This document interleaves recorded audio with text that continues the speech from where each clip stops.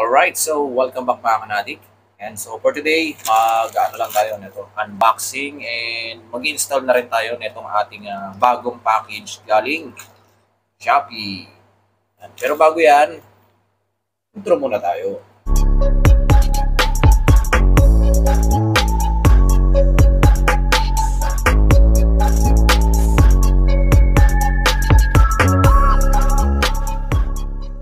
So yun na nga mga kanatig, dumating na yung order natin from Shopee. And then tingnan natin kung ano yung sa loob.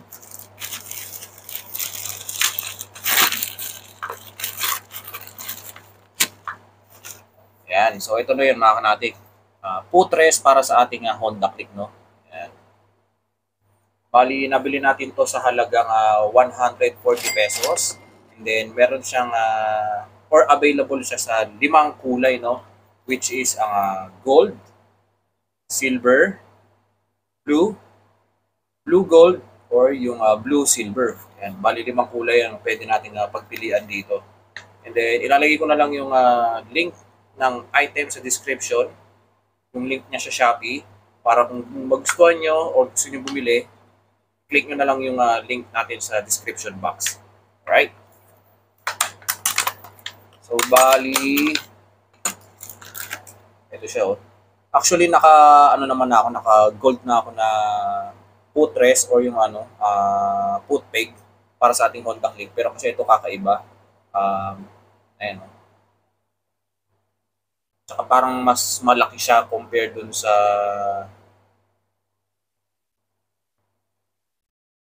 meron tayo dati. So, maganda naman yung niya, yung texture niya, and yung pure gold siya sa ng loob. And then naka-indicate din dito yung left and right niya. Ayan. Hopefully sana lang magtagal yung kulay at di siya mag-fade kaagad. Pero yung naka-install sa atin hanggang ngayon is kulay gold pa rin.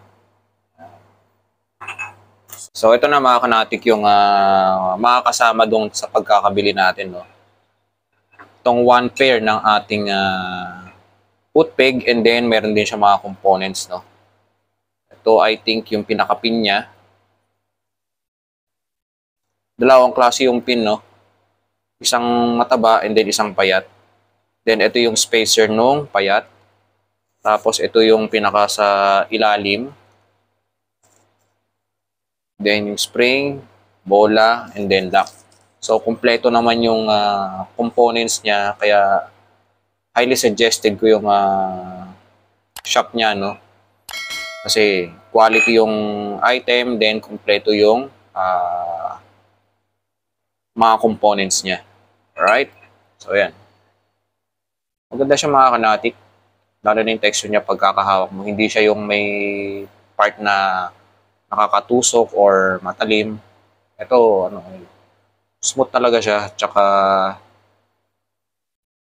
hanggang kaloob-looban, siya talaga, oh, kulay gold talaga. Yan.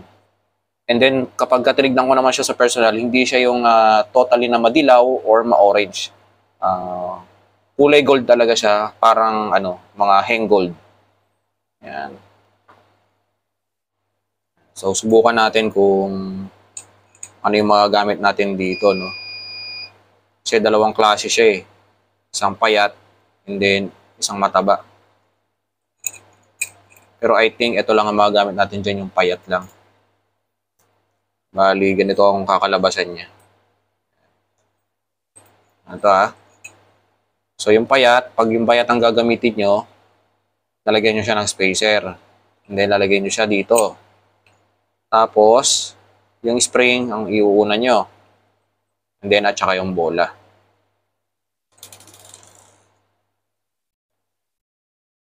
Yan.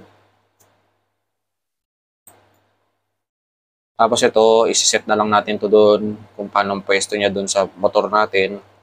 And then, lock.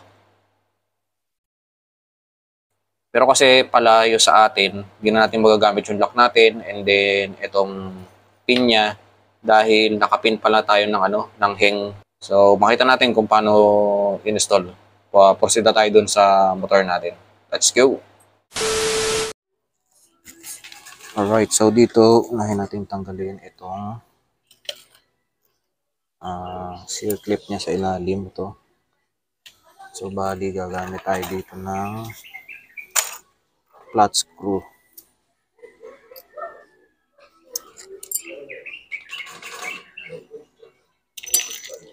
Ito, flat screw.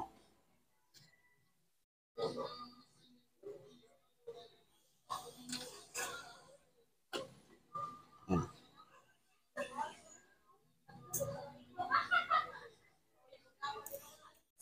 Then, ito, hugutin na lang natin itong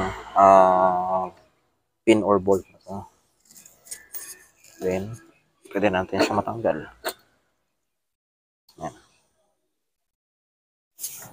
Yan. So, dito, yung right side ang ilalagay natin dito. Which is ito. Para pag binaba siya, is nasa taas itong design.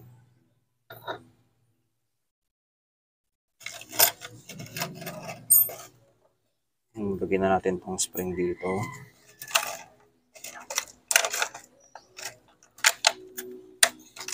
Then yung bola.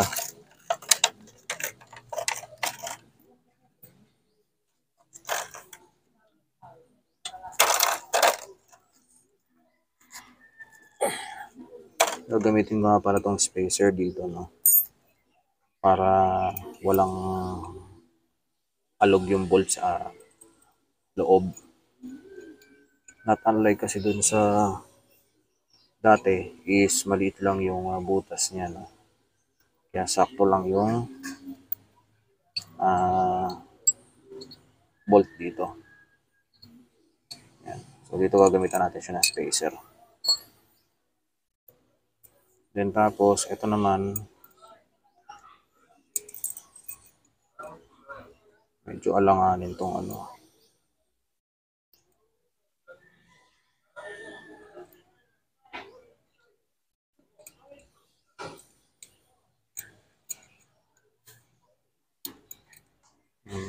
Sakto lang. So syempre yung surface niyan is pagano'n pa rin. Ayan.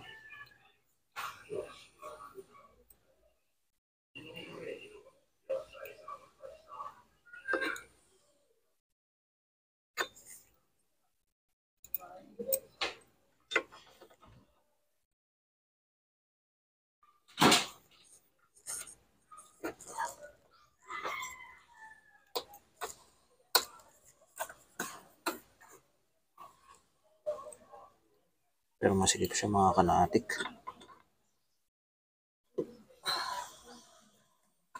Hindi ubra. Tumatama yung spacer. Subukan natin tanggalin mo.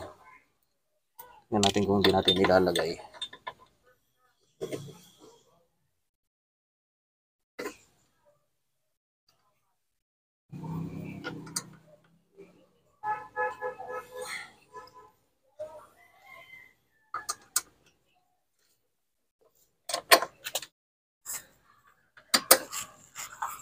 Yan. Yan. So, kung mapapansin nyo dito, hindi ko na rin kinabit itong kasamang guide ng ating biniling foot peg dahil napakalayo nung daan ng bola dun sa butas, no? Hindi siya tumatama. Kaya ang kinabit ko dito is yung sa stock pa rin. So, kahit na medyo kalawang, pinagtiyagaan ko na siya. Right? Then, ikakabit na rin natin itong ating seal clip or yung lock ng pin ng ating foot peg. Yan. So, huwag niyong kakalimutan yan. Importante yan kasi may chance na baka mabunot yung pinaka-pin niya and then malaglag yung pinaka-footrest. Yan. So, all good na tayo mga kanatik. And then, proceed na tayo sa kabila. Right. So, same procedure lang naman dito sa kabila, no? All we need to do is, syempre, tatanggalin muna natin yung lock sa ilalim. And then, ito, pwede na natin hugutin yung pinaka-pin. And then, tsaka natin tanggalin yung papalitan natin na foot peg. So once again, yung spring muna and then yung bola. And then syempre yung stock na guide niya sa ilalim, no. Yan, kung makikita niyo medyo kalakalawang pa siya. Pero no choice eh. Para magamit lang natin itong ating foot peg na ipapalit. Ayan. So isentro niyo yung bola dun sa butas. Then pwede natin siya ikabit.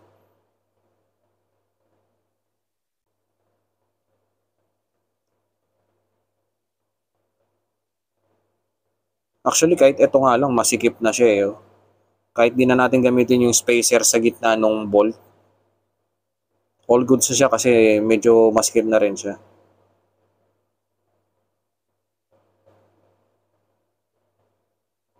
Yan. So, iayos lang natin yung pinaka-guide niya sa ilalim. No? Para mas madali lang natin ma-shoot yung pinaka-pin natin mamaya. Yan. Then, kabit na natin yung ating foot peg pin. So, medyo matigas kaya ginamitan ko siya ng or pinukpok ko siya ng bahagya. So, ganun lang naman kadali magpalit or magkabit ng foot rest or foot peg. And we're done.